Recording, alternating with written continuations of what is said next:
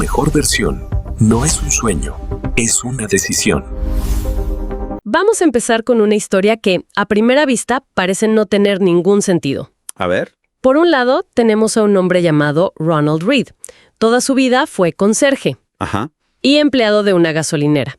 Murió a los 92 años y, para sorpresa de todos, dejó una fortuna de $8 millones a la caridad. 8 millones. Impresionante.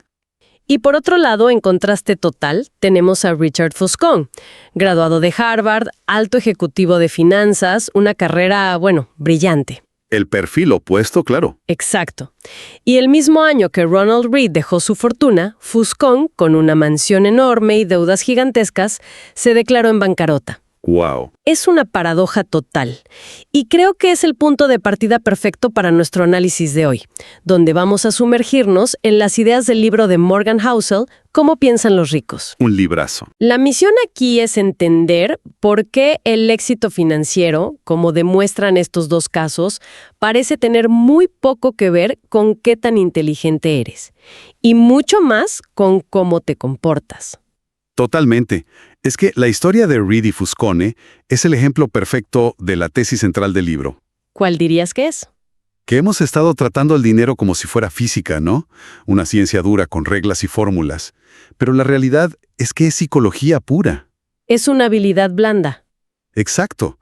Por eso puedes tener a un genio financiero, un tipo con un coeficiente intelectual altísimo, que pierde el control de sus emociones y, acaba en la ruina. Y al mismo tiempo. Y al mismo tiempo, a una persona corriente, sin ninguna formación, que se hace rica porque tiene ciertos hábitos, ciertos patrones de conducta. O sea, no se trata de lo que sabes, sino de cómo actúas. De acuerdo.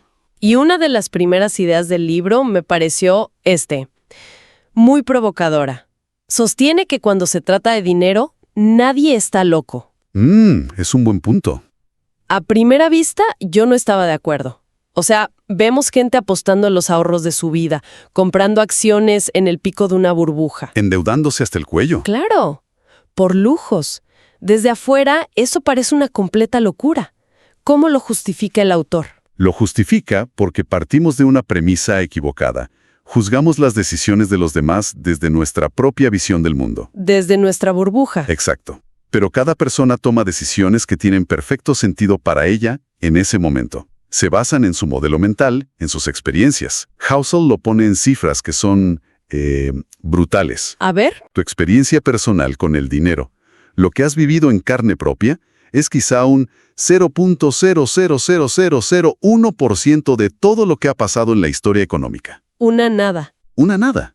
Sin embargo, esa diminuta fracción conforma el 80% de cómo crees que funciona el mundo. Claro. Es como si cada una de nosotras hubiera visto una sola escena de una película de 3 horas y tratara de explicar toda la trama basándose solo en eso. ¿Justo así? El libro pone ejemplos muy potentes. Alguien que creció en la pobreza extrema, por ejemplo, piensa en el riesgo y la recompensa de una forma que Totalmente distinta. el hijo de un banquero millonario ni siquiera puede empezar a concebir. No es que uno sea más listo que el otro. No, para nada. Es que vivieron en planetas financieros diferentes. Exacto. O piensa en el mercado de valores. Si naciste en 1970 en Estados Unidos, durante tu adolescencia viste el S&P 500 multiplicarse por 10. Una locura. Para ti, la bolsa es una máquina de generar riqueza. Pero si naciste en 1950, en esos mismos años, viste un mercado completamente estancado. Para ti, las acciones son un timo. ¿Y quién tiene razón? Ambos. Cada uno está reaccionando racionalmente a su propia realidad, a la pequeña porción del rompecabezas que le tocó ver. El ejemplo que a mí me pareció más revelador fue el de los boletos de lotería.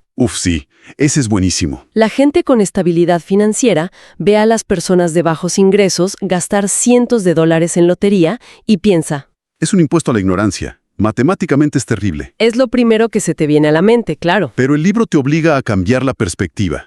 Para alguien que no tiene ahorros, ni acceso a buenas escuelas, ni oportunidades, esos $400 no son una inversión fallida. ¿Qué son entonces? Son el precio de un sueño. Es comprar la única posibilidad tangible, por remota que sea, de acceder a un mundo que el resto da por sentado. Y esa perspectiva lo cambia todo. Deja de ser una decisión loca. Y se convierte en una decisión comprensible dentro de un contexto específico. A todo esto hay que sumarle un factor clave. La mayoría de los conceptos financieros que manejamos son increíblemente nuevos. ¿A qué te refieres? La idea de una jubilación para todo el mundo es de hace un par de generaciones. El Plan 401(k), la base del ahorro en Estados Unidos, se inventó en 1978. 78. ¿Es ayer? Es ayer.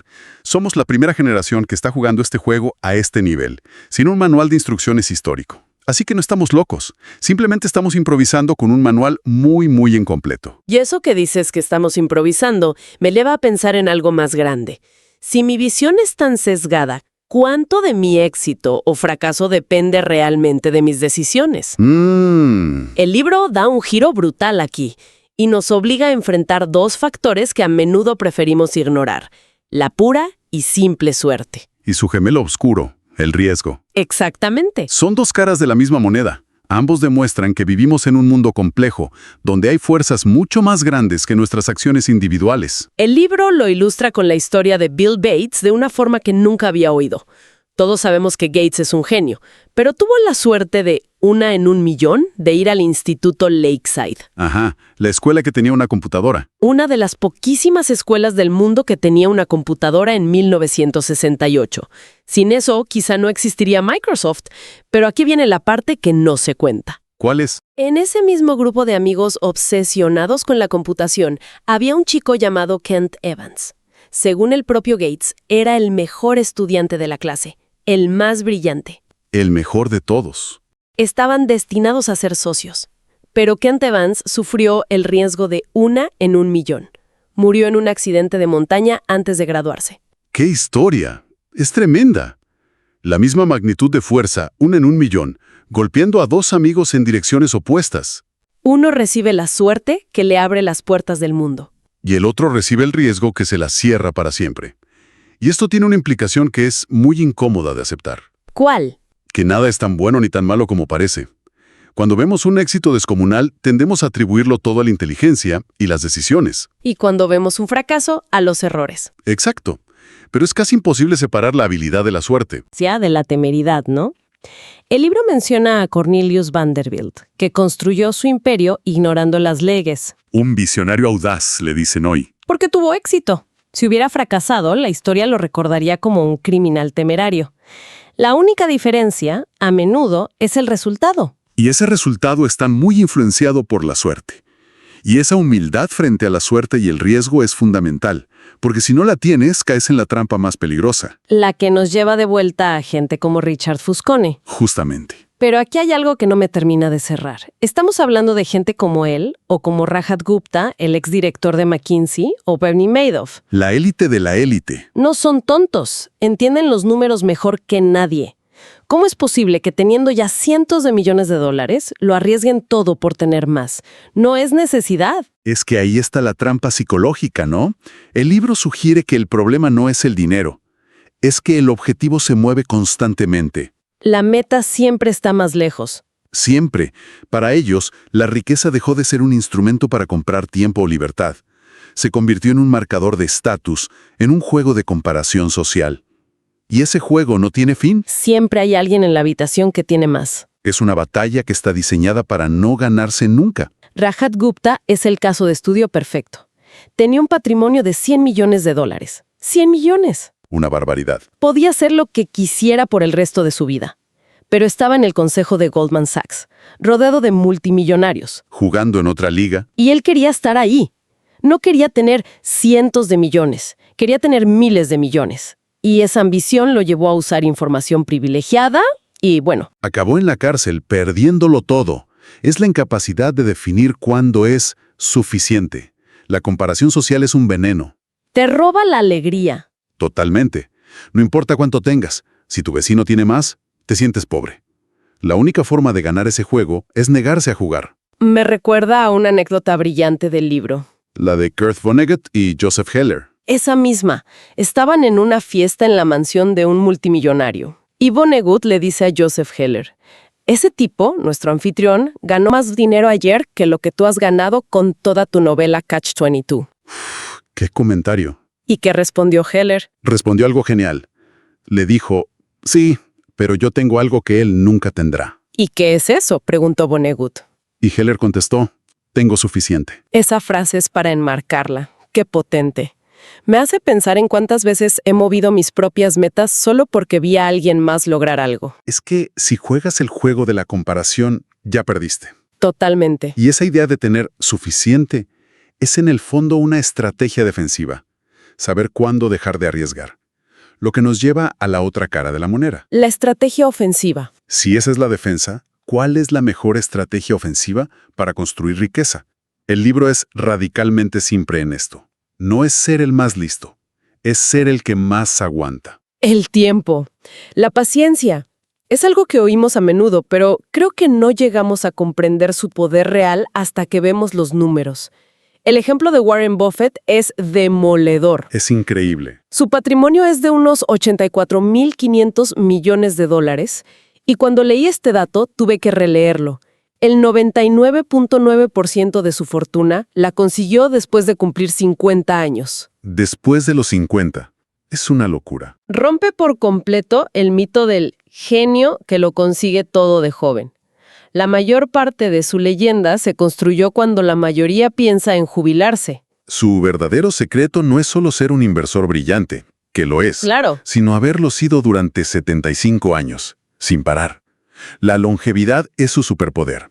¿Y por qué subestimamos tanto el poder del tiempo? Porque nuestros cerebros piensan de forma lineal, no exponencial. La analogía que usa el libro con las eras glaciales es perfecta para entenderlo. A ver, cuéntala. No hace falta una fuerza descomunal para crear un resultado extraordinario. Solo necesitas un pequeño cambio que se mantenga constante durante mucho tiempo. Como una era glacial. Una era glacial no empieza con un invierno apocalíptico. Empieza con un verano que es solo un poquito más frío de lo normal y no derrite toda la nieve del invierno anterior. Y esa pequeña capa de hielo que queda. Hace que el suelo esté un poco más frío el año siguiente, facilita que se acumule más nieve. Esa nieve extra refleja más luz solar, lo que enfría un poco más el ambiente, y ese ciclo, repetido miles de veces, acaba cubriendo el planeta de hielo. El interés compuesto. Es exactamente eso. Una fuerza invisible y lenta que con tiempo suficiente produce resultados que parecen mágicos. Entonces, si el tiempo es el ingrediente mágico, la habilidad financiera más importante no es encontrar las mejores acciones. Ni predecir el mercado. Es simplemente la supervivencia, mantenerse en el juego. Y aquí el libro contrasta a Buffett con otro personaje, Jesse Livermore. Livermore era lo opuesto a Buffett. Era un genio absoluto en hacerse rico. Era espectacular. ¿Qué hizo? En el crack de 1929, apostando a la baja, ganó el equivalente a 3.000 millones de dólares de hoy. Una fortuna inimaginable. Pero era terrible en conservar la riqueza. Asumía riesgos cada vez más grandes, lo perdió todo varias veces y finalmente, arruinado y desesperado, se suicidó. Es una tragedia que demuestra que son dos habilidades completamente distintas. Totalmente. Hacerse rico requiere tomar riesgos, ser optimista. Conservar la riqueza es casi lo contrario. Requiere humildad, miedo, paranoia. Requiere la conciencia de que lo que te han dado te lo pueden quitar igual de rápido. Una es puro ataque, la otra es pura defensa. El libro lo plantea como el velocista y el maratonista. Livermore era el mejor velocista. Pero no sabía correr la maratón. Esa mentalidad de supervivencia para la maratón se puede resumir en 3 ideas. La primera, ser financieramente inquebrantable es más valioso que buscar grandes ganancias. ¿Qué significa ser inquebrantable? Significa que puedes soportar cualquier golpe del mercado sin que te obligue a vender en el peor momento. El objetivo no es la rentabilidad más alta, sino una suficientemente buena que puedas mantener por décadas. Evitar cualquier riesgo que te saque del juego. Exacto. Lo que nos lleva a la segunda idea.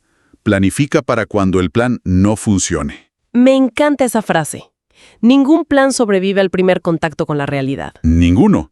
Por eso, un buen plan siempre tiene un margen de error. No es ser pesimista, es ser realista. El futuro es incierto. Habrá recesiones, pandemias, crisis. No puedes predecir cuándo, pero puedes estar seguro de que ocurrirán. Tener un margen de seguridad es lo que te permite sobrevivir a esas sorpresas. Y el tercer punto es un equilibrio psicológico. Combinar el optimismo a largo plazo con la paranoia a corto plazo. Si es como ser un paranoico optimista. Tienes que creer que, a largo plazo, el mundo tiende a mejorar, la innovación genera crecimiento, Ese es el optimismo. pero al mismo tiempo, tienes que ser paranoico a corto plazo. Ser muy consciente de que el camino está lleno de minas terrestres, de crisis, de volatilidad, que pueden destruirte si no tienes cuidado. La supervivencia a corto plazo es la condición para el éxito a largo plazo. No hay otra. Al final, lo que me deja este análisis es un cambio de perspectiva total. Nuestra relación con el dinero tiene mucho menos que ver con las matemáticas y mucho más con la psicología. Se trata de humildad para reconocer la suerte, de paciencia para dejar que el tiempo haga su trabajo y sobre todo de un profundo autoconocimiento para entender nuestras propias tendencias. Exacto. Y para cerrar, me gustaría dejar un último pensamiento del libro que me parece muy liberador. A ver, Es la idea de las largas estelas o long tails. En las inversiones, el éxito no viene de acertar la mayoría de las veces. Viene de unos pocos aciertos extraordinarios. que compensan una enorme cantidad de errores. Justo. El libro cuenta la historia del marchante de arte Heinz Berggruen, que coleccionó miles de obras. Su inmensa fortuna se debió a que un puñado de esas obras resultaron ser de Picasso. Esos pocos aciertos pagaron por todo lo demás. Por todos los fracasos, como en el capital riesgo, donde invierten en 100 empresas sabiendo que 95 fracasarán. Pero las 5 que triunfen pagarán por todas. Precisamente. Y esto sugiere algo muy profundo sobre nuestras propias finanzas. Sugiere que equivocarse la mayor parte del tiempo es normal, es parte del proceso. No hay que obsesionarse con acertar siempre. Para nada. Quizás el objetivo no es tomar más decisiones correctas, sino simplemente asegurarse de sobrevivir financieramente a las muchas decisiones incorrectas que vamos a tomar. Se trata de aguantar. De seguir en el partido. Para poder estar presentes cuando, por fin, por habilidad o por pura suerte, llegue ese gran acierto que lo cambie todo.